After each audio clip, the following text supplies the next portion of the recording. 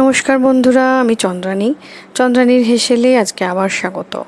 তো এসে গেছি আবার একটা নতুন স্বাদের রেসিপি নিয়ে। তবে এটা আশা করি আপনাদের একটা বাড়িতে সবারই হয় একটা কমন ডিশ, সেটা হলো লাউ চিংড়ি।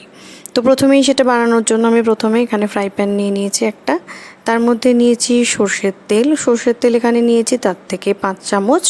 তারপর এখানে দিয়ে দিয়েছি আমি কালো জিরে ফোড়ন হিসেবে। এবার আমি চিংড়ি মাছ, যেহেতু লাউ চিংড়ি তো চিংড়ি মাছ এখানে পড়বে, তো চিংড়ি মাছটা এখানে আগে থেকে আমি একটু ধুয়ে নুন হলুদ মাখিয়ে রেখেছিলাম। এটা আমি এক্ষুনি দেখাবো আপনাদেরকে। তারপর সেটা আমি এখানে অ্যাড করে দেব ভাজার জন্য।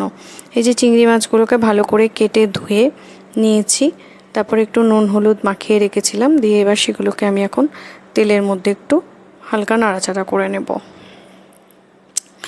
তো হালকা নাড়াচাড়া করে নেওয়ার পরে আমি লাউটা এখানে অ্যাড করব।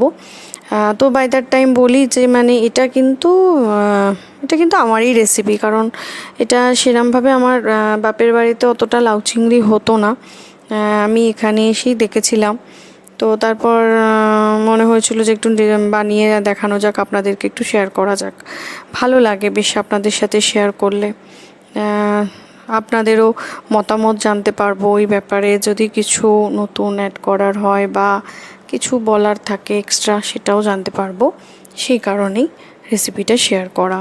তো নিয়েছি, দেখিয়ে দিচ্ছি লাউটাকে এরকমভাবে ঝিরিঝিরি করে কেটে নিয়েছি, দিয়ে এবার ঝিরিঝিরি করে কাটা লাউটাকে আমি এখানে অ্যাড করে দিচ্ছি আস্তে আস্তে। লাউ থেকে তো প্রচুর পরিমাণে জল বেরোবে, তো তার জন্য এটাকে আমি কিন্তু একদম সিমে লো ফ্লেমে এবং ঢাকা দিয়ে রান্না করব। তাতেই লাউটা আস্তে আস্তে সেদ্ধ হয়ে যাবে, এটাতে এক্সট্রা কোনো জল দেওয়ার দরকার পড়বে না। আর লাউটা ভীষণ কচি জানেন তো, আর এই গরম পড়েছে, তাতে কিন্তু লাউ খাওয়া আমাদের খুব উপকারী। লাউ শরীরকে ভীষণ ঠান্ডাও করে, তাই জন্য লাউ খাবেন। আমিও বাড়িতেই গরমকালে খুবই লাউ খাওয়া হয় আমাদেরও। লাউ দিয়ে ডাল হয়, তারপর এই রেসিপিটা হয়। আর একটা রেসিপিও শেয়ার করব আপনাদের সাথে, লাউ দিয়ে লাউ বড়ি ঘন্ট। আসবো কিছুদিনের মধ্যে, সেই রেসিপিটা নিয়েও আসবো আপনাদের সাথে শেয়ার করার জন্য। এবার একটা চাপা দিয়ে দিয়েছিলাম, মোটামুটি 5 মিনিট বাদে একটু ফিরে এলাম। দেখতে পাচ্ছেন লাউটা একটু কিন্তু মজেছে, যেহেতু একটু হালকা হালকা জল ছেড়েছে, তাই জন্য লাউটা একটু মজেছে। এবার আমি এখানে নুন হলুদ এবং চিনি অ্যাড করে দেব, একটু নাড়াচাড়া করে দিচ্ছি। দেখতে পাচ্ছেন কতটা পরিমাণে জল ছেড়েছে দেখুন লাউ থেকে। আমি কিন্তু কোনো এক্সট্রা জল দিইনি, লাউয়েরই জল সব। আর লাউটা ভীষণ কচি তো, যার জন্য কিন্তু এতটা পরিমাণে জলও বেরিয়েছে। লাউটা একটা দানা ছিল না। গরমকালে লাউ তো ভীষণ ভালো হয়ও, দানা থাকেই না লাউতে বলতে গেলে। তো এভাবে হালতো করে আমি আজকাল আর একটা ব্যাপারও করছি, সেটা হচ্ছে লাউয়েরও কিন্তু খোসাটা বেটে না বেশ কালো জিরে দিয়ে, কাঁচা লঙ্কা দিয়ে আর রসুন দিয়ে খেতে হেভি টেস্টিও লাগে। আমি সেই রেসিপিটাও আপনাদের সাথে শেয়ার করব, একদিন নিয়ে আসবো অবশ্যই। আমি খেয়েছি, এক্সপেরিমেন্ট করেওছি, তাই জন্য ভাবলাম যে আপনাদের সাথে একটু শেয়ার করা যেতে পারে। তো যাই হোক, নুন চিনি বাই দ্যাট টাইম আমি ওখানে ইউজ করেছি। নুন দিয়েছি স্বাদ মতো, চিনিটাও হালকা, আর দিয়েছি হলুদটা হালকা অল্প পরিমাণে দিয়েছি। এখানে বেশি হলুদ ইউজ করিনি, কারণ তাহলে না লাউয়ের দেখবেন একটা গন্ধ থাকে, সেই গন্ধটা চলে যেতে পারে। তো ভালো করে নাড়াচাড়া করে দিয়েছি। এবার এখানে 3টে কাঁচা লঙ্কা মাঝখান থেকে ফাটিয়ে ইউজ করে দিলাম। যেহেতু আমার বাড়িতে বাচ্চা আছে, তো সে আবার খুব একটা বেশি ঝাল খেতে পারে না। তো আপনারা চাইলে কিন্তু এখানে আরও বেশি লঙ্কা বা লঙ্কা বাটা ইউজ করতে পারেন, সেটা আপনাদের ব্যাপার, আপনারা কি করবেন। তবে আমি এখানে যেহেতু লাউয়ে দেখবেন অতটা পরিমাণে ঝাল ঠিক যায় না, কিন্তু লাউয়ের খোসা বাটাটায় ঝাল দিয়ে খেতেই বেশি ভালো লাগে। এক একটা রান্নায় এক এক রকম ব্যাপার হয়।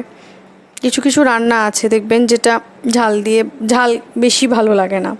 তো যাই হোক দেখাচ্ছি, দেখুন লাউটা কিন্তু একদম মজে গেছে। আমি মোটামুটি 10 মিনিট এরকমভাবে রেখে দিয়েছিলাম। তারপর আপনাদেরকে দেখাচ্ছি যে দেখুন কতটা লাউ নিয়েছিলাম, আর সেই লাউটা থেকে জল বেরিয়ে কতটা হয়ে গেছে। অল্প পরিমাণ হয়ে যায়, লাউয়ে এত জল থাকে। তো সেহেতু দেখতে পাচ্ছেন একদম জল বেরিয়ে এসছে আর তেলও ছাড়ছে। এবার কিন্তু রেসিপিটা অলমোস্ট ডান, কারণ আমার তো সব কিছুই দেওয়া হয়ে গেছে, লাউও সেদ্ধ হয়ে গেছে। এবার আমি এটাকে নিয়ে গরম গরম ভাতের সাথেই সার্ভ করব। এটার কোনো আলাদা অপশান নেই, এটা লাঞ্চেরই আইটেম এবং ভাতের সাথে সার্ভ করুন, বেশ ভালো লাগবে গরমকালে। আশা করি আপনারা সকলেই ট্রাই করেন। তো জানাবেন কেমন লাগলো। আশা করি ভালো লেগেছে। ভালো লাগলে সাবস্ক্রাইব করবেন, লাইক করবেন এবং কমেন্ট করতে কিন্তু ভুলবেন না। আমি আশায় থাকবো আপনাদের কমেন্টের কেমন হয়েছে সেটা জানতে পারলে সবারই তো ভালো লাগে বলুন।